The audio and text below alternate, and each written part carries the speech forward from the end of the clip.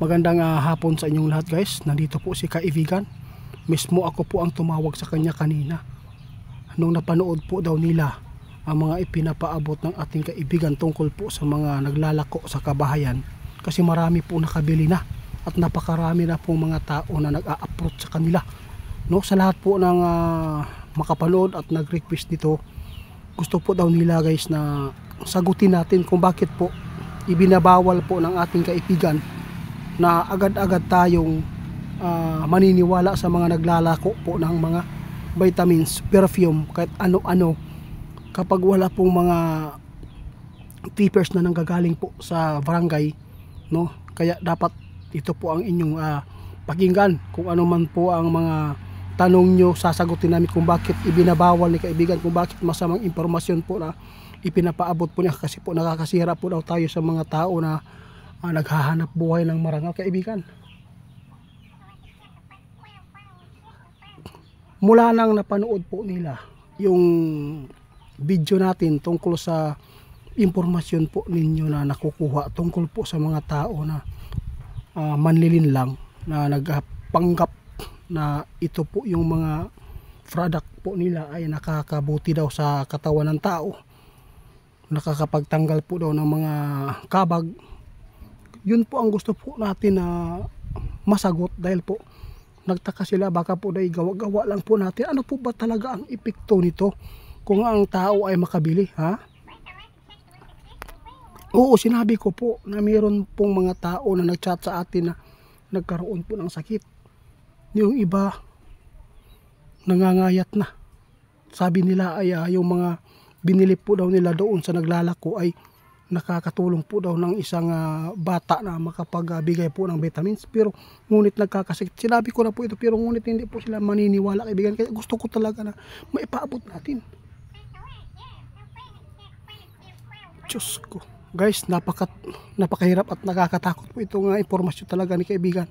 Alam po ninyo, ang mga nagbibinta ngayon guys, hindi po yan legal, mga illegal po yan, masamang tao, no? Kaya dapat papakinggan po ninyo ang ating pagkikipag-usap kay kaibigan. Balikan ko kaibigan, ano po ba talaga ang mga epekto nito?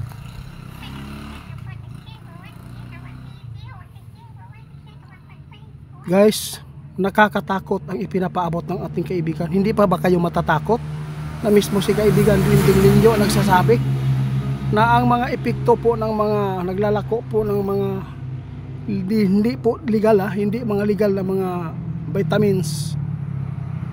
Sabi ng ating kaibigan, mayroon pong mga toxic, lason, at saka nakapagbigay po ng mga sakit sa tao, mga sugat-sugat sa katawan, lalo na po pag nag-massage po kayo, yung mga nabili po ninyo, marami na po nabibiktima guys. Kaya ipinapaabot ng ating kaibigan. Ayaw po ni kaibigan na makita ang mga pamilya ninyo na maghirap. Kaibigan, ito talaga ang epekto. Grabe naman yan. Bakit po nila nagawa ito? Sino po pa talaga ang nag-utos nito? Grabe guys. Ito po ang grupo ng mga jablo guys, no? Grabe, napakarami na po ngayon guys na nakakuha ng mga naglalako po ng mga gamot na hindi po legal, na hindi po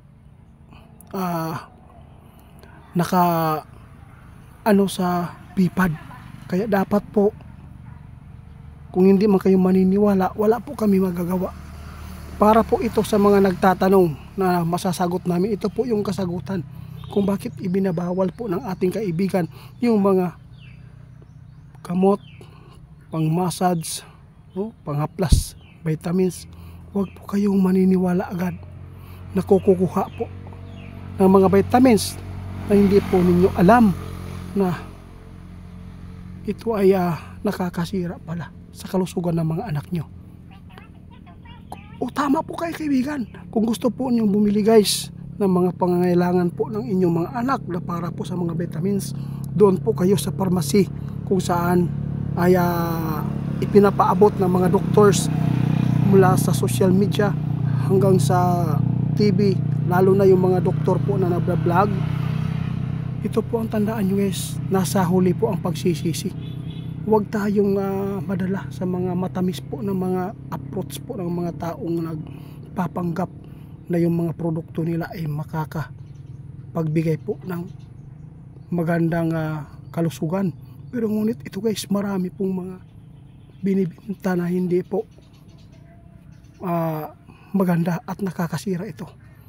Ito po yung sinasabi ng ating kaibigan, kadalasan po yun guys, may mga masamang epekto po yan sa katawan, mga toxic, poison, no? Mga poison po ang mga epekto dyan, kaya maraming nagkakasakit ngayon. Hindi po nila alam kung saan po nila nakukuha. Tulad po ng mga monkeypox, hindi po natin alam yung mga iba dyan, baka nanggagaling po yan sa mga haplas, no? Na pinapahid po nila sa kanilang katawan, di ba kaibigan? Dito sa mundo natin ngayon guys, maraming gumagawa para lang kumita, no? Bala na yung mga tao na makaranas po ng epekto ng kanilang mga binibenta ngayon. Sa lahat po ng mga tao ngayon nakapanood sa atin, please po pakishare po ito.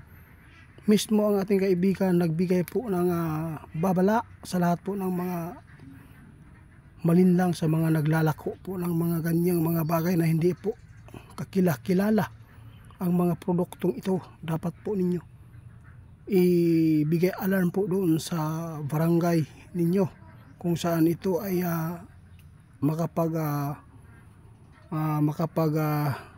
punta doon sa barangay nyo. Kung meron po kayong kakaibang mga nararamdaman sa kanila na hindi maganda, dapat po maging alerto kayo. Sana po ay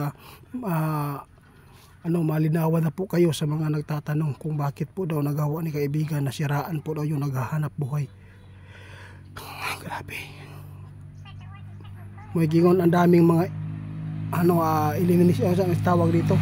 Basta ang dami po talagang mga gaya-gaya guys, para lang ang tao, no? Ang mga brand new, ang mga branded aning, ang mga tinuod yun, mga original, yun po ang nakakaawa.